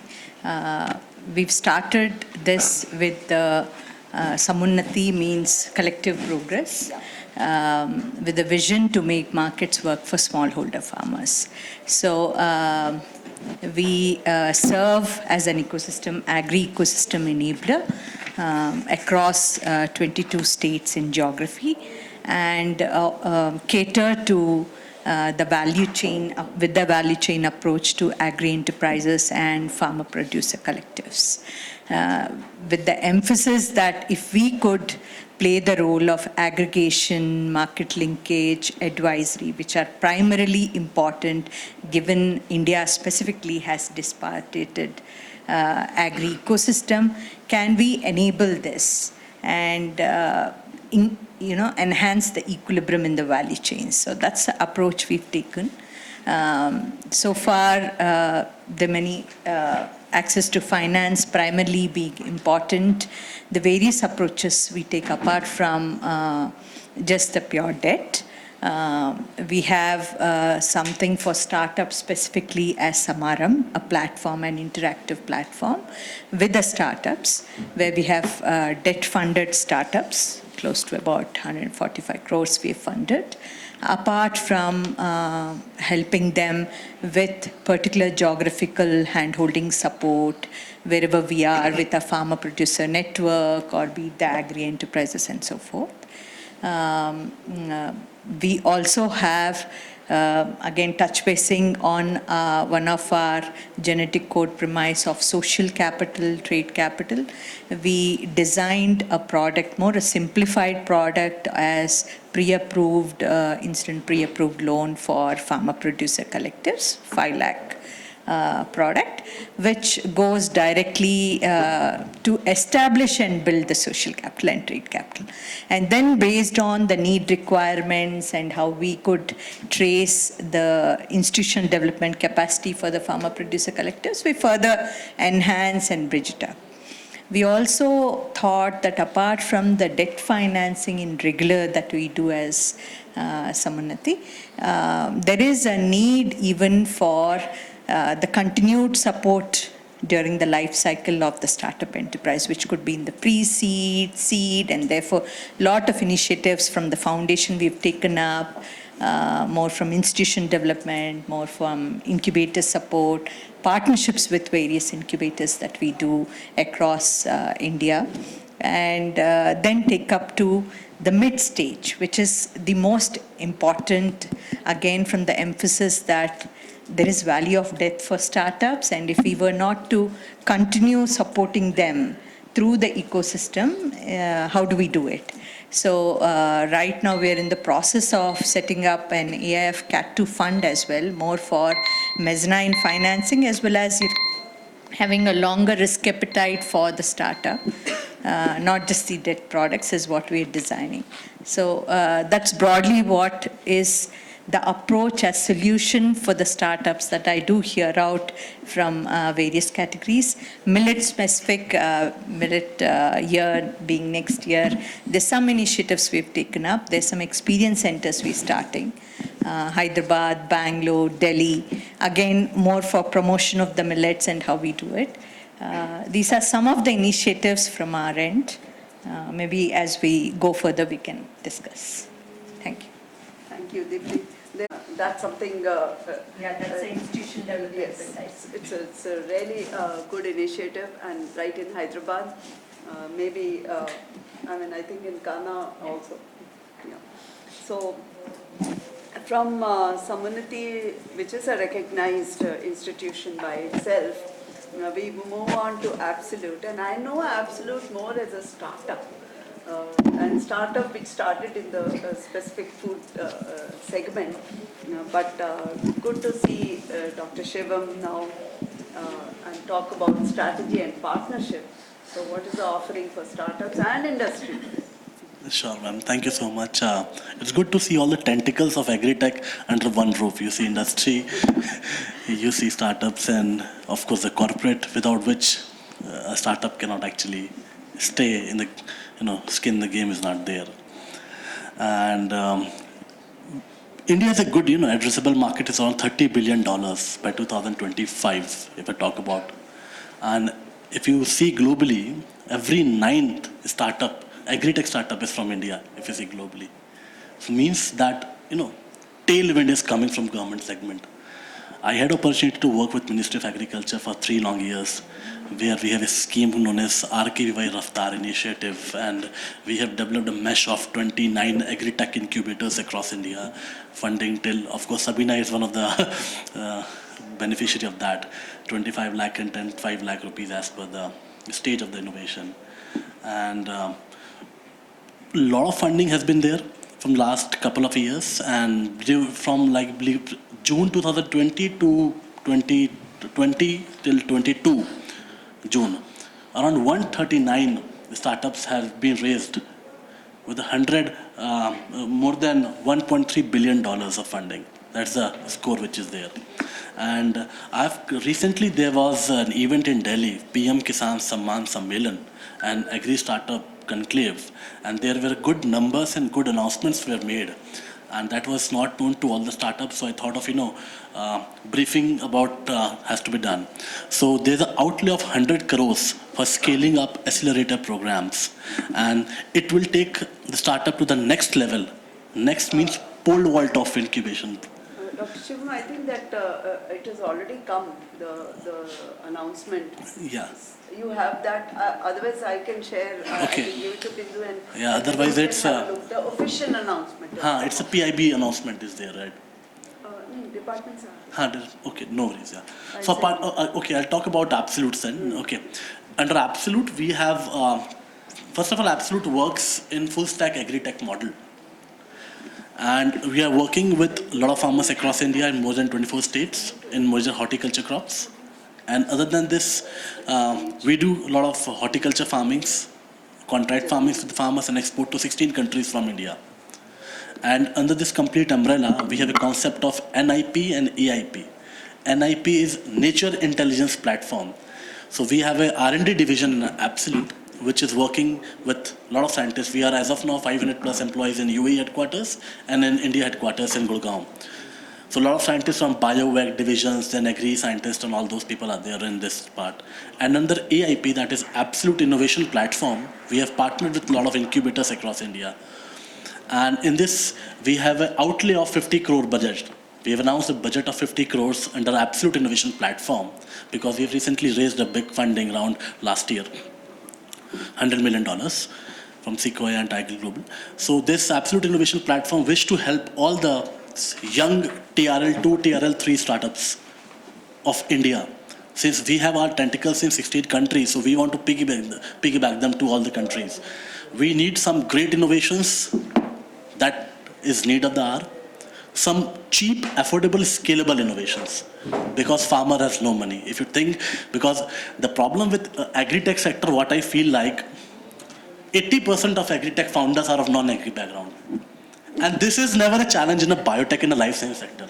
You'll never see a biotech guy who is a non-biotech guy. But in agri, we see founders of non-agri background, and 80%, that's a study that we have done over there in ministry. And that's a challenge. Nobody knows what's happening at the farmer's face, and that's the headwind. Tailwind is there from the government side, but the headwind is coming from the farmer side. Farmer tells you, who told you to prepare this type of innovation? I didn't say you. And that too, agriculture is a very, geography-centric subject. What happens in north cannot be happening in the south conditions. And so we thought of, building this entire ecosystem. Right now, Absolute is having 8 research stations across India. And 50 lakh square feet of R&D centers are there. Mega R&D station is coming up in Pune because of the geography conditions. And these all research stations across India are all good scientists are there, North Zone, Karnal, Rudapur and all that. And we are keeping some trials, some new innovations since my education from Israel. So we are building some new innovations who can, cross-border innovation can come down to India. Because if an input is working in Singapore, we are trying to, collaborate with the company there, input. We are providing that space to India. They can come down to India, have them product trials and do all the R&D and everything. Then we can launch the product, go. So that is the kind of thing, and this EIP program that is outlay of 50 crores we have allocated, and we'll be happy to join hands with all the incubators, all the startups, egg, bio, food, because this is, if we eat means we are in agriculture. If agriculture goes wrong, nothing can go right. Thanks. Thank you. Shivam. You give me a lot of clues. I don't know about others. I'm going to come back to you again. You are already there with the absolute team, yeah. You're absolutely Incubators always are looking. Let's welcome Dr. Omkarji. Social Alpha has been a recent entrant, at least in this, but it's been a great journey. You were mentioning, you were mentioning about AgHub's AIP. Recently, I just realized that they're also having pilots in Orissa and UP. Yeah. Great, I think the third cohort. Yeah, third cohort. So, can you just tell us how Social Alpha can help us? Definitely. So, very briefly, I will talk about Social Alpha. Social Alpha is a venture development platform for science and technology-based startups, which basically support startups to travel their lab to land journey and solve the most social, economical, and environmental problem. So today I'm not going to take the names of the investors or VC, because everybody sitting in the room knows everything. So what we see as a venture development platform and what other players are looking for, that I'm going to talk about. So basically, typically we can see the startup's journey in three pieces. One is at EIR stage, then when a startup reaches at the stage where they have developed the product, and then the third stage comes when a startup has got the early traction and looking to become a successful company. At EIR stage, basically we focus on the nobility of the idea or the problem statement which startup is trying to solve. So there are two ways. One is a startup is coming up with idea, and Alok has pointed out very correctly, all the time we are expecting ideas from the innovators. So we run a program called India Agri-Tech Incubation Network, where we have done a lot of problem statement curations from the ground, and we are inviting the startups. If you are interested to solve these problems, you are most welcome. You can come at any stage. You can come at EIR stage or MVP stage or scale up your product as a company.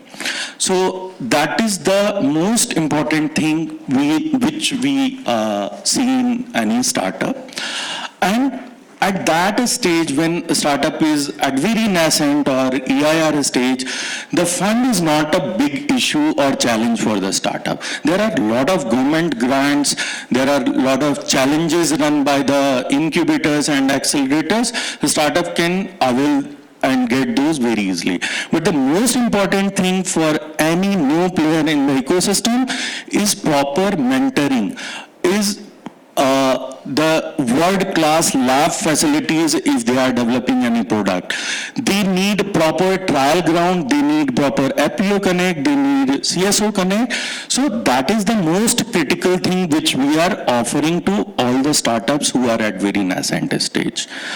When a startup reaches at the stage where their product is ready or their solution is ready, they need to try that on the ground, they need to get the validation and certification. A lot of us talked about the validation and certification. That is very critical. There you need a very strong connect with the universities or the agencies which are approving those solutions or the government of India. So basically, we have a separate program for that where we offer or extend our incubation support, in fact including the legal support, IP related support. That is also covered under the India Agri-Tech Incubation Program, and that could be part of our mainstream programs as well. That time, startup also realizes they need a fund of 1-2 CR where they can set up a manufacturing unit or they can start the commercialization of product. They have an option to become part of the investee of Social Alpha. There we have few more offerings for the startups, like we have some accelerator program, Krishi Mangal, like Zero Food Waste, Sustain Plus for energy-based startups, where we offer 40 lakhs to 4 crore as a scale-up money, not as a equity money. After that, startup reaches at the stage where they are established. They just need to enter into multiple states or geographies. They need iteration of their product based on the community needs or geography needs. There we come up with our investment partners, co-investors, and we not just financial offering, we also provide the dedicated portfolio managers to each startups so that they could travel their journey of the entire go-to-market strategy or any other the close support which they are expecting from any venture development. So that is why basically I'm calling Social Alpha as a venture development platform, because our theory is not something where we just want to put the money in. We want to travel that journey and we want to see the end impact which that startup want to create. Thank you. Thanks, Shankar. So there is a lot of funds. There are a lot of funds. Now we come to the last part of our session, and we have only one speaker. Ashok, Telugu maatladtara, English? Telugu and English. Telugu and English. Wherever there is a little difficulty, we are all there to translate. Not all. I said we are there to translate. We are all there. Yeah. Hello everyone. Hope you all know my name. My name is Ashok. I am a rural innovator. From last few years, I'm closely working with rural farmers, especially small farmers. In our India, there are 75 small farmers out there, but they don't have proper agriculture tools. And especially, I noticed that there are 51% of women farmers, but they don't have tools. They are doing by hand, and they are using sickle. That sickle only. So I observed so many problems in that, and basically I am from agriculture background only. So I noticed that problems, and I tried to solve with low-cost tools. And till now we did 8+ innovations, tools and machineries. First I started doing tools by locally available materials from scrap, like seed sowing, weeding, and spraying, and that all things. Now I am planning to start my own company. Actually, I didn't even register, but still I am selling my products to farmers in Telangana and Andhra. And I am working with other organizations like agriculture, FPOs and NGOs and all the things. So we are giving our innovations to farmers and we are taking feedbacks from them. We are modifying it. And our only aim is to give tools with good quality and low cost. And I always works on, I don't want to keep complexity in my innovation because I don't have that capability to service it. Like if I keep some small simple things in it, innovation, then they can do locally available, they can repair it again. So that's what that thing. And I want to start my company in my village. And I don't have team actually, I have my friends. And so I want to involve them with me. And recently, last year I did one course, Diploma in Rural Basic Technology in Pune. I learned a lot of things. So I want to implement it. And my inspiration is Sonam Wangchuk from Ladakh. He started alternative education system, right? So Yeah. Excellent. That's it. And recently first we started tools. Then after that, I think so many farmers are saying that it's very hard to spray in paddy. Of course, you all know about paddy. It's very tough. They need to refill the tank. And there are no laborers also nowadays. So I did one multi-purpose utility vehicle recently. It's a 150 liters capacity water tank, and one person can operate. It's a completely engine operated. So thank you so much. That's it. Ashok's, there's an article by him in Better India, and he's very active on LinkedIn also. And you talked in English? Yeah. You didn't? Very good. A village ninja vachara adi cheppalanu. Oh, sorry. Actually, I am from Suryapet district, Zurunagar Mandalam, Anjanipuram village. And my father and mother are farmers. My brother are also farmer. Good. That's it. Thank you. So, what we wanted to show through Ashok is that in agriculture there is yet another sector which probably the same rules will not apply also to such innovators. He is very clear that whatever product he is making, it is going to be for the local use, and he doesn't want to build any complexity into it. It's quite nice to hear that part also. Having said that, I'm not saying complex solutions for complex problems are not needed. We do need it. But as and when, where and when is the policy which should. So we thought this sort of a startup, you should register fast, come to us, we'll help you, no issues. But Ashok, I don't know about how investors say, you will need to probably focus a set of products. That definitely is needed so that, our investor friends can look at it and help you also. Ultimately, you need to turn it to a good business and help in your village, okay? But ideas should never be discouraged, and that is the intention of inviting Ashok.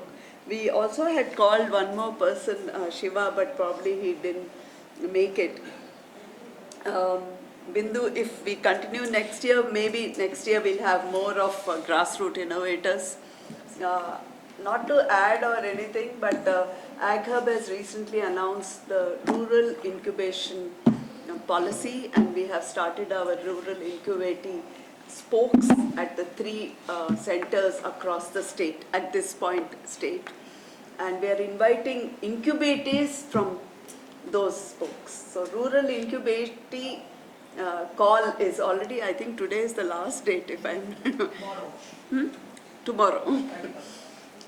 We have tried to, it's not easy. As an incubator also, we realized lot of barriers. How to reach to them was one, how to connect with them, and how to encourage them. We are actually seeking community enterprises as well as rural innovators, both individuals and including women and all that. We'll see how it's at an experimental stage. You should all wish me luck because it's not been done by any incubator, but we thought that is an important element, and that's how we came to touch base with Samanati also. So we hope next year when we all meet, maybe we can have some more episodes of successes or little successes of ideas coming from that sector. So with this, since we have time, so should we just ask if any questions are from the... Sure. Fair enough. I think we should give you the other audiences if you have any questions. Anybody, any group? One question I'd like to ask from Lakshmi. Yeah. You say that you have a panel, right? And panel will be some feet above the ground, right? Yes. How the sowing, how the harvesting, how the mechanization, how the spraying. Children, you have to come to see in real form. We have resources structure, solar structure, right? We have Tractor can go inside. Tractor can go inside. We have done lot of planning. With the minimal land waste, we've done it, and tractor can Tractor is the challenge because pillars are touching the GI pipes and all. technology nowadays. Cost does increase, but it's a choice between it. And again, you cannot take every crop, right? Because some crops need a light intensity with a high pace. So coriander and mentha can keep on going. Maybe both of you. Offline. No, they have a stall also. Anybody else? Yeah, please come. Yeah, so good afternoon everyone. I am Harsh from Nerex, and we basically are an Agri IoT and a software company. We develop sensors related to crop stress, soil stress. And what we've seen recently, especially this question is targeted towards crop science company, seed science company. Yesterday only, in a specific session, they were discussing that if technologies come from some, foreign-based vendor, they trust them very easily. But when the technologies come from India, let's say Amandeep was also discussing. So when we start to scale the solution, we still struggle with these companies at pilot levels. Okay, but we have proven our technology with the US, UK based companies, and we have come out to be even better. So we validated our technology with ISRO, but still we face challenges at pilot scale with these seed and crop science research companies, because if something comes from US or UK, that's better in just on the namesake sense. But still what we are struggling here in India with is the validation in terms of the work that we've already done. So this question is specifically for these, maybe someone can take up. Yeah, definitely.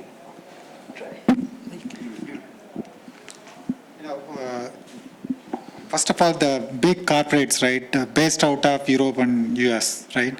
So where we have a huge farming land, they tried some of the things and then, transfer those to countries like India, right? So to answer your question, it can go this way also. So, some of the things like, they have pre-notion mindset. The technology which comes from India doesn't work for big farming level. So that we have to break it, right? So for example, 30M Genomics, there is one company, they have a mobile PCR and then, the extraction buffer DNA. So I was talking to my peers in US, they're saying, do you think it will work for large scale? So they have so much predetermined, thinking. So we can break, it may take some time. Come up with quality products, right? Convincing them, maybe it opens up opportunity for many more companies. I think what we have been trying to do is we actually benchmark with products which are already trusted in the industry. Because we know that benchmarking is important. Yes. And most of the startups have been doing it in the technology sense as well.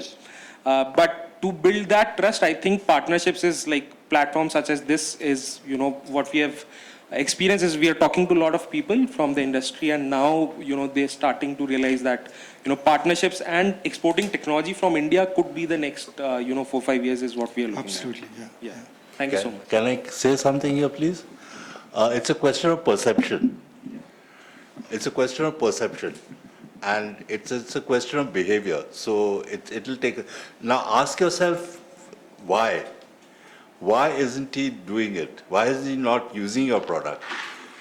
Okay, and you will come to some solution. When you come to that solution, you say that he thinks that this is inferior product. Why does he think it's an inferior product? Because it's coming from India. Why is he thinking that Indian products are bad? So you just go down and you'll come to some solution where you can change his perception. It's an innovation process being used by Toyota, the 5 Whys.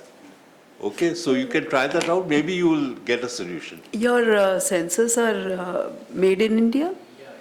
It's completely manufactured in India. So based out of Ahmedabad, Gujarat, where all the manufacturing is taking place, and outside India. No, I was given to understand many other startups actually depend on the sensors they get from China and things like that. So I hope that element is... No. So we are less than 20% content specifically on terms of the chips that we have to import.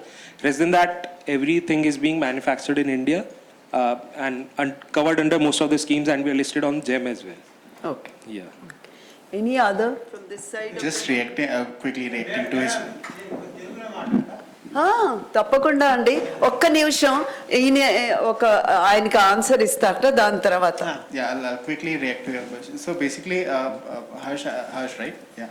So I think bright days are ahead of us. We already have done something from ThinkAg. There was a program done with Vietnam, just for example, 2-3 programs. So where we had 2 technology partners from India, and they are basically now deploying their solution and in large scale in Vietnam. Second is with the Dutch organizations. We are working with them, and again they have basically selected a cohort of 11 companies, and this was of course just a month ago we advertised. But we are going to see much more such programs, and it's not basically just pilots or something, but basically you going, deploying, working with those partners, and we'll be leveraging on all the bilateral network that India has with some of the countries. So brighter days ahead. I can tell you who, what and when, but let's hope for the best. చెప్పండి, పేరండి. ఒకటి, ఇప్పుడు మన ఇండియాలో agriculture products 30% పైన waste అయిపోతున్నాయి. Waste అయిపోతున్నాయి, మనం ఉపయోగించుకోలేకపోతున్నాయి. పండ్లు కానీ, స్టోరేజ్, ఇది వెజిటేబుల్స్ కావచ్చు, ఇవి ప్యాడీ లాంటివి, ఇవి కూడా. అయితే దీనికి ఏంటంటే అగ్రికల్చర్లో మనది స్మాల్ అండ్ చిన్న సన్నకారు రైతులు ఎక్కువ ఉండటం, పెద్ద లార్జ్ స్కేల్లో అంటే 10 ఎకరాలు 20 ఎకరాలు. అగ్రికల్చర్లో ఎంత తక్కువ చిన్న కమతాలు అయితే అంత నష్టం, ఎంత ఎక్కువ చేస్తే, ఎక్కువ ఎకరాలు చేస్తే 100, 200, 1000 ఎకరాలు చేస్తే లాభాలు ఎక్కువ ఉంటాయి, ఖర్చు తక్కువ వస్తుంది. అయితే మన దగ్గర ఏంటంటే కార్పొరేట్ అగ్రికల్చర్ కానీ, ఇప్పుడు మన అగ్రికల్చర్లో ఇప్పుడు డిబేట్ నడుస్తున్నది ఏంటంటే కార్పొరేటు, కాంట్రాక్టు, కోఆపరేటివ్ అగ్రికల్చర్ అనేది ఈ 3 నడుస్తున్నాయి.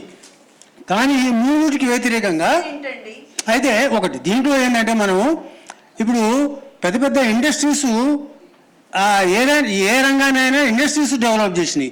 కానీ ఇక్కడ ఏమైందంటే చిన్నకారు రైతులు చేయబట్టి ఇక్కడ మార్కెటింగ్ కానీ, ప్రొడక్షన్ కానీ, మార్కెటింగు, అది స్టోరేజీ, ఇటువంటి ఇప్పుడు మనం చూడండి చాలా, నేను చెప్తున్నాను కదా ఇది సరే. ఇప్పుడు ప్రొడక్ట్స్, మన ఆహార పదార్థాలు కూడా ఎక్కువ వాల్యూ ఓరియంటెడ్గా చేసి ఎక్కువ రోజులు స్టోరేజ్ ఉండేటట్టు చేసినట్టయితే అది ఈ 30% లాస్ అనేది అగ్రికల్చర్లో జరగదు, రైతుకు కూడా లాభం ఉంటుంది. సార్ ఇది చెప్పాలంటే చాలా చెప్పాలి, అనుకో చెప్పలేకపోతున్నాను. నా పేరు మోహన్ రెడ్డి అండి. ఎక్కడి నుంచి వచ్చారు? నేను అగ్రికల్చర్ కానీ నేను హైదరాబాదే. What Mr. Mohan Reddy garu is saying is airing his concern about the losses due to post-harvest losses in agriculture, and he says that clinch of 30% loss should be reduced, and I think that is an awareness many people in this hall are aware, but what he is seeking is any solution towards those. ఇందాక మేము మాట్లాడింది ఒక మా friend Ganesh గారు వాళ్ళు చేసేది అదేనండి. ఇప్పుడు ఎట్లాగో టైం అయిపోయింది. Ganesh, if you can tell him on 1-to-1 what your efforts. చిన్న చిన్న స్టెప్స్ చేస్తున్నాము, ఇది అందరికీ తెలిసిన విషయమే, కానీ కొంచెం టైం పడుతోంది.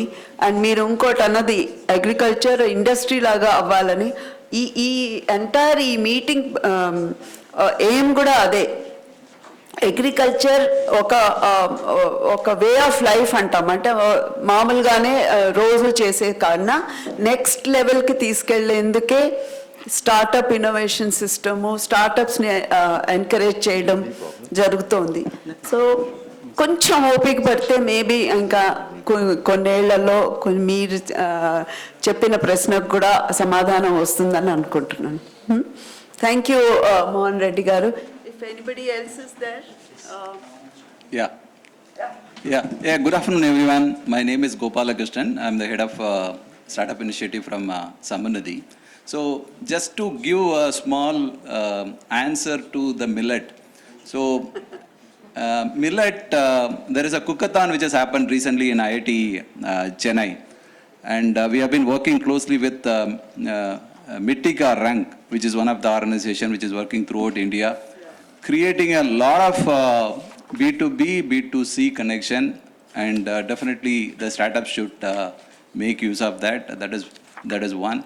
And another one I can say, because there are academia, there is the industry, there are people from government also present in this conference.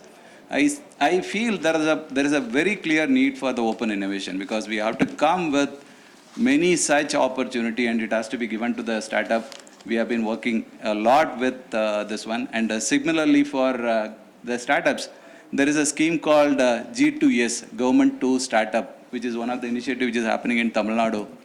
They are going to the startup, whatever be the solution which is available, which is getting deployed at the government level. Similar one which is coming from the government, which is also benefit the startup.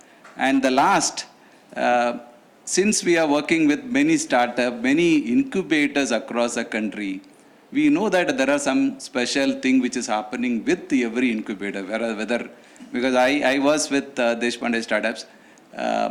Only thing is that knowledge lies only with the incubator or with some set of startups. I think there are some 5 or 6 incubators coming together and start helping these startups will go to the next level. That is my simple feedback, ma'am. Thank you. I think Vithal will be very happy, because exactly yesterday evening session was focused on clusters and cooperations in this. So good message for us. With this, can I ask one question? No, more than that. It's your session. No, I know that we are running late for lunch, so I won't keep you away from that. But we started late, so I'll take just 5 minutes. So first of all, thank you, all of you, multiple stakeholders. Like Dr. Sastry mentioned, agriculture is a very broad, multi-stakeholder, state subject, at the same time impacting millions and billions of lives, not just in India, globally. And we are all struggling and fighting and trying to find our own respective places in this ecosystem.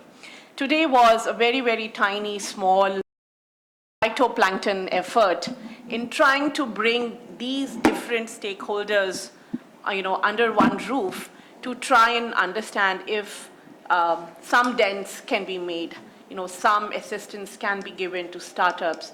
If industries can understand what are the pain points of the startups, and if startups will have a better idea onto what are the industry standards they need to qualify in order to, and they may not be easy, in order to be accepted or for mergers or acquisitions to happen. So I think Dr. Sastry, Ranajit and me, our jobs, and Vithal and Vishaka who's sitting there, our jobs would be made even if one such closure could be obtained. My question, and this is mostly to the industry folks out here, there was a lot of discussion, and I've been hearing it for many years now, that a certain kind of standards is expected, but the definition of that standard is absolutely unclear. And these standards or these reference are, different kinds. So it's very diverse. For seed business, it's going to be different. For food industry, for packaging, it's going to be extremely different. So is there a guideline, or is there something that you guys follow at an industry level? Like you talked about screens, and I know that FMC is looking at a lot of new formulations, so you're looking at screenings. So would you be okay if a company like Icoria in the US did a high definition, very high, high throughput, low definition, quick and dirty screen to follow up with what Janila and Richa mentioned, to reject out candidates pretty fast, but you don't have to do it. So if a startup came up with a screening facility, would you as in would FMC or Corteva or any of the large, Ram had to go, I would ask him the same question. Would you be okay with a startup? And for startups, this is an idea that, can we run some screenings if you have laboratory experience? So these are my two questions. One is, are there any references or guidelines that you can tell to the startup that, look guys, you need to follow these up? if you want to succeed in the corporate world, if you want acceptance. Like you mentioned about Holocene, the company, we had a roundtable in September, and that's where Karun had met this company. And they're already selling their product to some large companies like Mahindra for DNA extractions. So first question is, are there references, guidelines that can be clearly given to the startups? And the second question is more for biological or formulation-based companies. Like if a startup comes up with, let's say, I can screen a population of Arabidopsis or any other seeds for you, if you give us your method, would you be okay with that? So is that an opportunity for a startup? I think we are actively looking for high-volume screens. We are actively looking for high-volume, but only thing, as I said, it need to be reliable, we need to have a data. So who defines that? I think that's my question.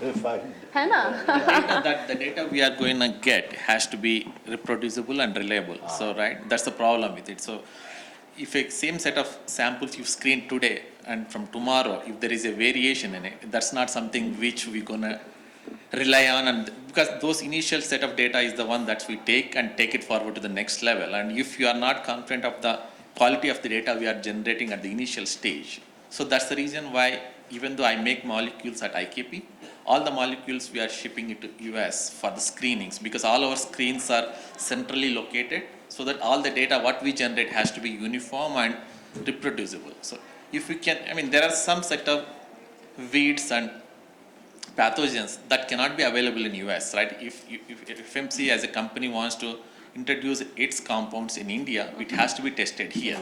So there is always an opportunity for startups or in incubators where they can generate quality data of whatever the pathogens, whatever the weeds we need to test on it. There is always an opportunity for it, definitely. But as long as it's quality is the matter, whether it's generating from India or Japan or US, it doesn't matter. If you have a quality product to offer, MNCs are always there to pick it up. Especially for the digital ag workers, you are talking about, I might just wanted to know what's your value proposition, because we have all small holders, right? Farmer is not going to buy just for your digital ag supply, right? They want to use product. You are just basically giving the support, right? So for us, all the multinational companies are coming up with the digital ag as a platform to add on to their products. We are trying to sell our molecule. We are giving them the free support. So use this, you'll know when the particular insect is going to attack you, when the particular disease is going to show up. So it will alert you ahead of the time so that you can use our product effectively. So that's why we are always in collaboration with the local providers, because the kind of a technology we have in US may not be applicable here. So that's why we need to make sure that we are always in touch with the local providers who can generate this kind of a data on a small plots itself. So there is a lot of opportunities for the indigenous technology, because the technology I have for my company for US is not going to be replicable here, because the environment is different, disease is different, insects are different. So the technology may not be replicatable here. So if anybody comes with the quality and they can demonstrate that at a this technology can be demonstrated at reliably, multinational companies are always ready for it. I was just thinking, is it now time in India for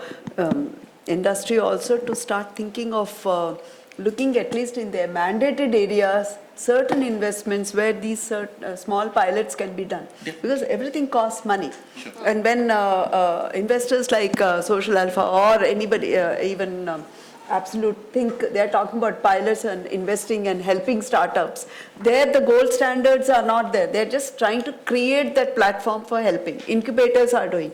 But I think it's now time that industry starts. So if FMC is interested with a particular incubator in its mandated area, a little support where the standards are also shared and focus can be done. Because we don't have, and in agriculture there are many segments. Yeah. Please think the industry, it's high time if you can think, and at least in your area or the sector which you are addressing, if you can lend support to incubators or startup, or through the incubators to startups to do their validation against the gold standards you have, perhaps we could come up with some remedy.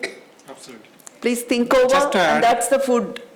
Yeah. Just to answer Bindu's question on the definition, what corporates are looking. You know, being working in a corporate, so the startup, getting ideas from startup, also new to corporates. Yes, absolutely, I agree. Right. So if we are in this industry, like, you know, Fair yeah, enough. anywhere we can go to startup and get idea. So that was not there in the past. So it's an emerging thing. So agree, corporate has to come up with a definition for each requirement and then go to clusters or incubation center to get that done. And Corteva, right, so we have open innovation platform. Every year we announce few projects and fund for those projects. Startup or any companies can apply, get that funding. So That's same thing. so what we I have a was saying $7 in million your- to put that money in Open Innovation Center, get ideas. So we have specific projects, we look for ideas. So Is next it time you announce, share it with the incubator so that we will do more Sure. publicity to the. Is it annual or is it 24? I mean, 20, throughout the year. Yeah. Okay, I can share that information. Thank you, Karunakaran. So with this, I think we have come to the end and really quite a dynamic session. So that means the lunch is also something long We have awaited. earned our lunch. I also take this opportunity to thank IKP team, Dr. Ranjit, who has been really supportive as well. You know, getting insights from other sectors is valuable. Today we are talking about translational work. So that is the key word. And of course, Bindu and her team, Vithal and Vishaka. I think it's been great working with all of you, trying to get everybody here. And thanks a lot to all the participants, the audience and the speakers. Thanks a lot. Look forward to meeting you again. Thank you, Dr. Kalpana Sastry. And